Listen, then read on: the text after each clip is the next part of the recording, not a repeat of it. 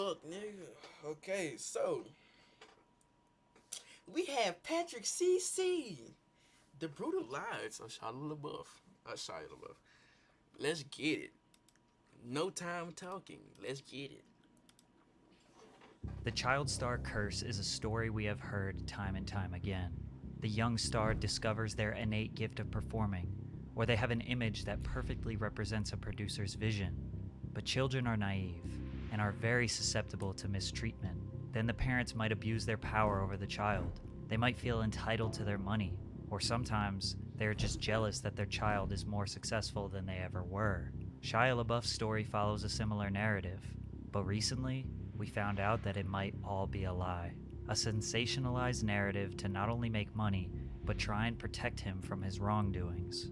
Shia's downward spiral is different than most because to this day, we have no idea what is real and what is a distraction from the truth. Stay hydrated. Shia was the son of two starving artists. Shayna Sade and Jeffrey LaBeouf could never find an audience for their work, sending them straight into poverty as a family. His mother would end up selling fabrics and jewelry in a poverty-stricken area of Echo Park, Los Angeles, while his father, a former Vietnam veteran, would sell hot dogs and perform as a street clown to get by. On top of their financial struggles, Shia's father was a convicted sex offender and a heroin addict, which was far from the ideal role model that Shia needed growing up as an only child. As if life wasn't hard enough, his father was admitted into rehab when Shia was just 9 years old, leaving him and his mother extremely vulnerable. While living with his mother in a Los Angeles motel, Shia overheard a man R-word her. Not being able to do anything about it at such a young age, this tragedy caused a great deal of anger to build in his young soul.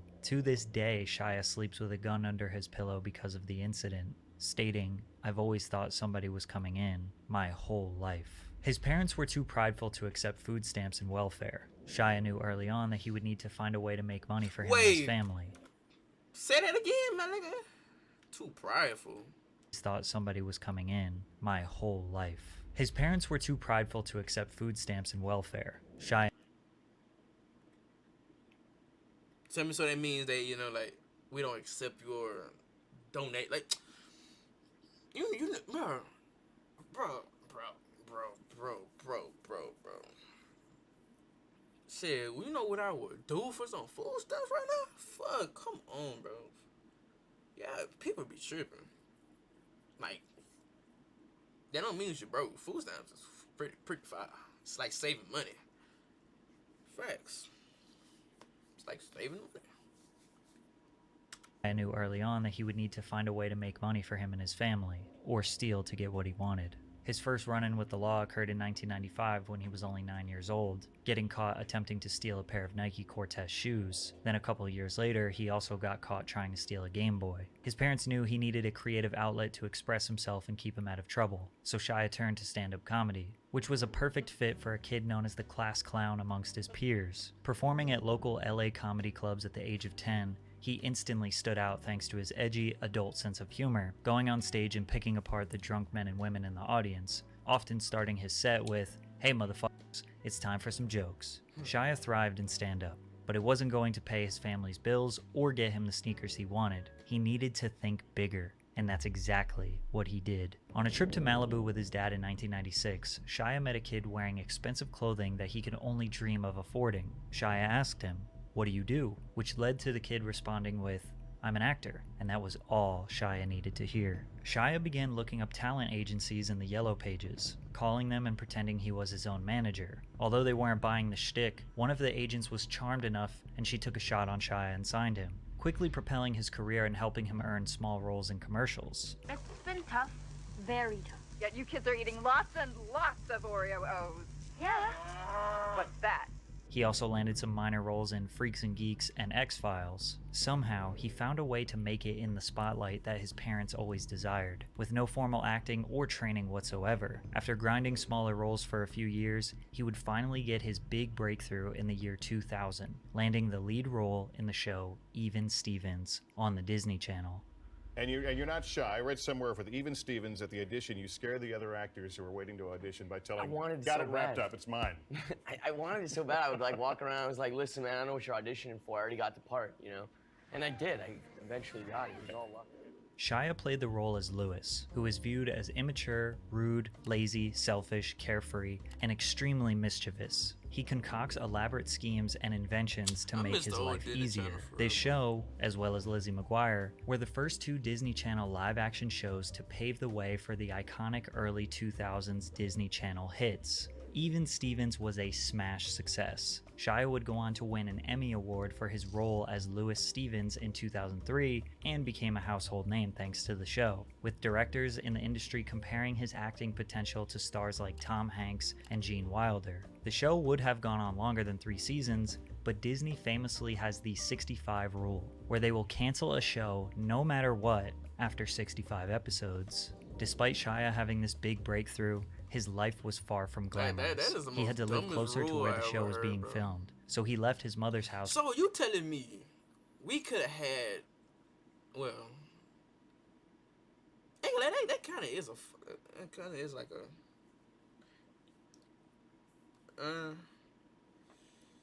I feel like some shows should move past that rule. To go live with his father. He says his father was abusive, both mentally and physically. One time, Jeffrey allegedly held a gun to Shia's head in a Vietnam flashback. On top of that, the two lived in a $45 per night motel while he was filming Even Stevens. Disney Channel was known to pay their cast pennies compared to how popular the shows were. But whatever Shia was getting paid, he was using it to keep his family above water. He was merely surviving. Riding the success of Even Stevens, in April of 2003, Shia's career would continue to reach new heights with the release of the film Holes. The film generated $71.4 million worldwide and would open the door for Shia to blockbuster roles on the big screen. He started popping up as a tertiary character in a big film every year. Dumb and Dumberer, Charlie's Angels, I, Robot, Constantine, Bobby. This led to him earning lead roles in The Greatest Game Ever Played and Disturbia, which grossed $118 million in worldwide box office. But one role was about to take him to superstar heights.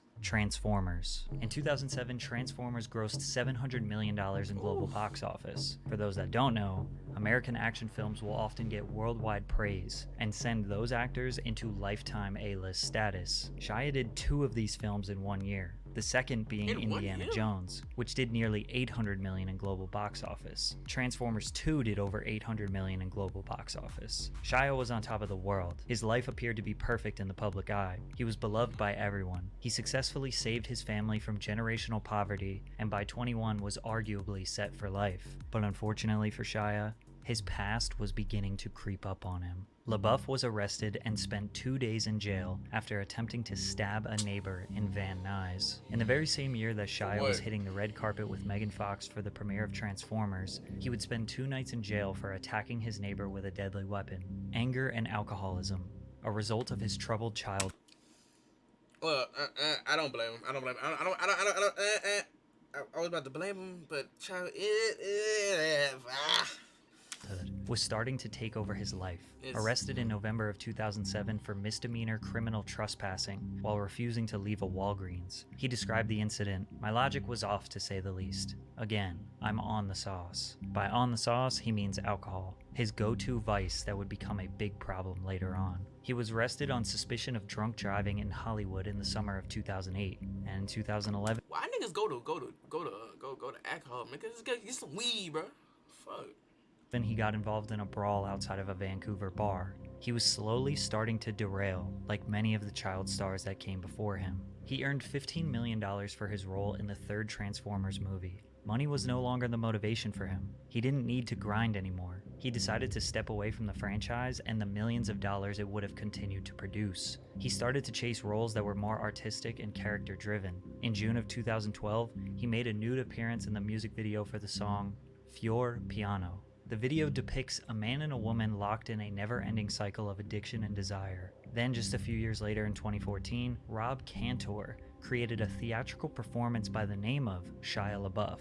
The lyrics describe Shia as a murderous cannibal. Shia makes an appearance at the end of the music video for this song, ominously applauding in the audience all by himself, which would later turn into a viral meme. Now, this performance wasn't really meant to be taken seriously, but the motivation behind it was unclear. and overall just seemed to be pretty bizarre behavior for an A-list actor who was being deemed the next big thing by Steven Spielberg just a few years prior. It was in 2014 where Shia was truly never the same. Up until now, he had some arrests, some weird acting roles, but now people were really starting to question everything they thought they knew about him. It all started with this hashtag I am sorry art exhibition. Would you mind taking the bag off? Can you take the bag off your head? Can I take the bag off your head? Wow. Okay. It's you. Hi, Shia. I Am Sorry was hosted in Los Angeles in early 2014. Shia was dressed in a suit with a bag over his head that read, I am not famous anymore. Fans and spectators paid to sit into a tiny empty art gallery where he was seated, and one at a time they filed in and they were allowed to say whatever they wanted right to his face. Oddly enough, he didn't say anything back the entire day. All he did was sit there and cry. This exhibit was a follow-up to his strange red carpet appearance for the premiere of the erotic art film Nymphomaniac, where he wore that exact same paper bag. Conspiracy theorists said that this was an Illuminati embarrassment ritual. His fans said that it was genius performance art, but most people thought it was another story of a child star gone mad. This stunt came just months before his most famous arrest. Shia was at a local New York City bar where he was pounding whiskey and watching the World Cup. He stumbled into a New York cabaret where Alan Cumming and Michelle Williams were performing. Labeouf was smoking cigarettes inside the theater and shouting obscenities. He even allegedly slapped Cummings' butt as he walked by him during the performance, and cops arrested him during intermission. At this point, nobody really knew why Shia was behaving like this. You seem to have gone crazy since the last time I saw you. Is that true? It does seem that way, doesn't it? Yeah. Yeah. Yeah, I guess I have. But he opened up to Interview magazine after these antics, which changed some people's perspective of him. The only thing my father gave me that was of any value to me is pain. This was revealed by Shia in a 2014 interview, pulling back the curtain on the darkness of his childhood. My greatest and my worst memories are with my father. All my major trauma and major celebration came from him. Shia was living the classic example of a child star who was manipulated and scarred by his parents. Suddenly, his antics and public freakouts made sense, but Shia's closing statement of this interview was maybe too transparent. I've been a runner my whole life, running from myself, whether to movies or drinking and drugging or calamity or whatever it is. I've always been running. I'm a dude who loves delusion. It's why I love being an actor. I never have to actually look at myself or be faced with my shit or take responsibility. This statement, shockingly honest and self-aware, would come back to haunt him years later. 2014 was also Shia's last major film, Fury,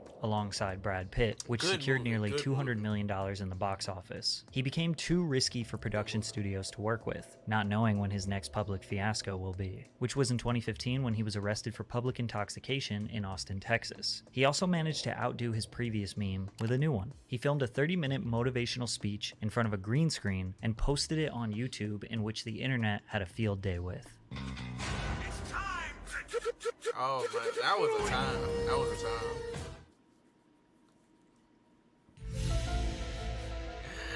That was a time to be alive, bro.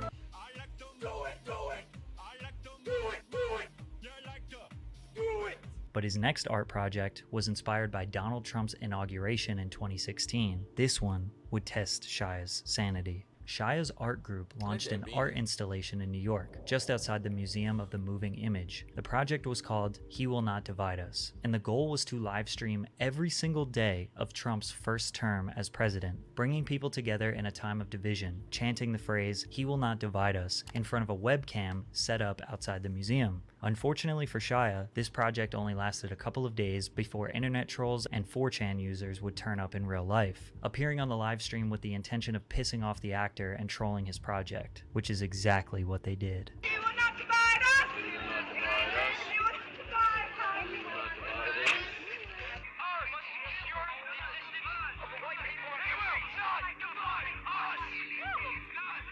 us! Bro. Yeah, he going crazy, man. He going crazy. Realizing that people were just going to keep showing up and trolling his message, Shia reimagined the project. Instead, he put a He Will Not Divide Us flag up in the middle of nowhere, with a 24-hour live stream so people can go online and look at it. 4chan users were determined to ruin his project, and it only took them 10 hours to do it. They tracked Shia's most recent location using photos that he was tagged in on Instagram. Then they analyzed wind patterns, the sounds of frogs singing in the background, and the constellation. My nigga. This would, bro. You niggas need a life. like seriously, bro. Like you niggas need a life. Boy, the 4chan users are the crazy motherfuckers you don't want to fuck with. But definitely need a life, cause like, what? Like if they gonna find you, they will find you. Like, that's the crazy thing about it. Like I wanna know how they do it. Like how do you do it? In the sky to figure out where this flag was waving, and in 10 hours they took down the flag, replaced it with a MAGA hat and a Pepe the Frog shirt, and trolled Shia off the internet for a while. But before his exit, we got some bars. I thank God Almighty that I'm balling slightly. I say amen, I'm just amen who's chasing elation in my occupation, who's patient, who comes from below the basement, from the pavement. Then I got an agent, then I done made it. Past Tom Hanks replacement. God damn, my life's amazing. Shia got married to his wife Mia Goth, which seemed to calm him down for a little bit, until he was arrested again in 2017, this time for public intoxication, disorderly conduct, and obstruction. He was sentenced to 100 hours of community service, 1 year probation, and was also court-ordered to attend a drug rehab facility. In this rehab, he was instructed to write and reflect on his life, which may have been just what Shia needed to dig himself out of the hole that he was in at the time. And you wrote this movie while in court-ordered rehab. Yes, sir. Yeah. Yeah. Which is, did you say, hey, I got this time, I'm going to be in here, I'm going to do this? Was this something you set out to do? Well, they said you have PTSD, you got to start writing. This is how you get to the solution. The only way out is through. So I started writing all these dark chapters, of my life, and it wound up being this script form thing. Sent it to my friend, became a movie. Honey Boy would eventually hit theaters in 2019, telling the story of Shia's childhood and his relationship with his father. His self-reflections in court-ordered rehab had transformed into a full-length feature film, completely revitalizing his career that he thought was over. However, before moving forward with the script, he needed his dad's approval, which wasn't the easiest thing to do since he hadn't spoken to his father in nearly 7 years. Initially, when he reached out to his dad about the script, he said that Mel Gibson would be playing him in the film, helping to convince his dad to give the movie the green light. Little did Jeffrey know, this was a blatant lie, and Shia would be taking on the role of his abusive father. We weren't on good terms, so I lied to him and told him, hey, Mel Gibson's gonna play you, son, right here. Honey Boy successfully got Shia his reputation back. There was never a doubt that he was a great actor, but this film made it seem like Shia reconciled with his troubled past and was ready to change for the better going forward. If you can tap into how you can use your suffering to help other people, that is maximum joy. I always thought joy was, oh, I get this and then I'm happy, or I do this and then I'm happy, or I get her and then I'm happy, or I make that and then I'm happy, or they respect me and then I'm happy, or I always thought happiness was to be acquired by the things I would gain from life. That's why I was always grabbing. If I knew early on that happiness actually is in me offering all of my suffering up for other people as an instructive thing, or as something that could benefit man, then I maybe would have lived my life differently. Unfortunately, this redemption only lasted temporarily, as more harsh realities would get exposed. One of Shia's co-stars on Honey Boy was an actress/singer-songwriter by the name of FKA Twigs. Shia's short marriage was already in murky waters, and the two would instantly hit it off. They started dating shortly after the filming of Honey Boy in 2018. Shia had a history of rocky romantic relationships, yet this relationship turned out to be more toxic and dangerous than the rest, culminating in a lawsuit at the end of 2020, where FKA Twigs sued Shia for sexual battery, assault, and infliction of emotional distress. She would detail terrifying situations he put her in. He was driving recklessly, removing his seatbelt, and threatening to crash unless she professed her love for him. She also says that Shia gave her an STD when he knew he was infected. FKA coming out also empowered.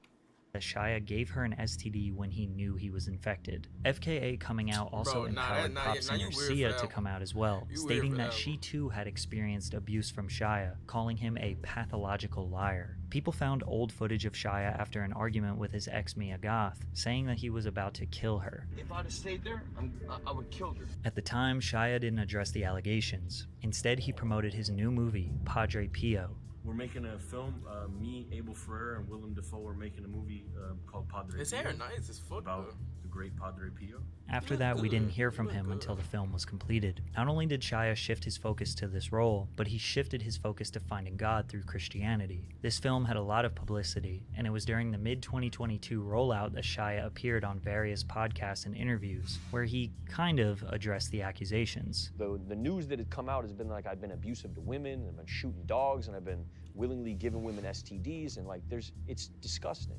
It's depraved. And when I look at this Me Too environment, there's not a whole lot of dudes that are taking accountability. You know, I f***ed up bad, like crash and burn type shit, hurt a lot of people. He admits to a lot of wrongdoings. Nothing specifically, but both of these interviews, Shia allowed himself to be extremely vulnerable. He admitted to the monster that he was. He admitted that getting back with Mia and having their first daughter allowed him to live for a greater purpose. He also admits to lying about his father. Like with my dad, I want to hit my dad up. Now here's a man who I done vilified on a grand scale. I put all this shit in the street, you know? And used him, juiced my dad as like, this is the reason I'm foul out here. You know, I'm come from this wayward upbringing, and you know, my dad is the reason I'm such a fuck up. You know, he's a biker and a wild man and a criminal and a da-da-da and abusive and I wrote this narrative, which was just fucking nonsense. My dad was so loving to me my whole life. Fractured, sure. Crooked, sure. Like wonky for sure, but never was not loving. Never was not there. He was always there. He was always there. And I done a world press tour about how he was as a man. My dad never hit me. Never. He spanked me once. One time.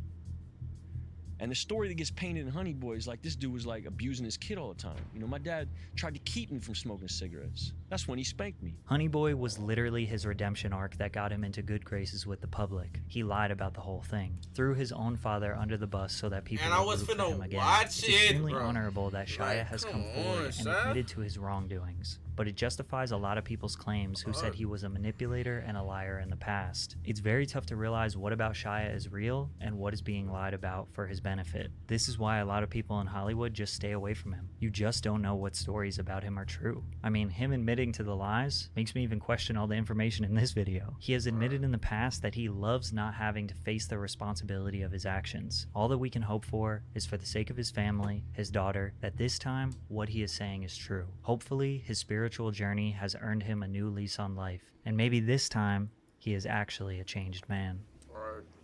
Oh shit! Today the team and I booked out a recording studio to put Jamal Gunn. Shut out, bitch!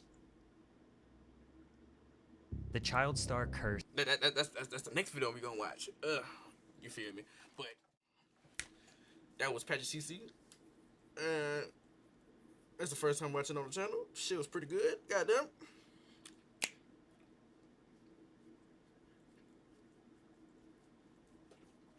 Catch y'all niggas on the next one.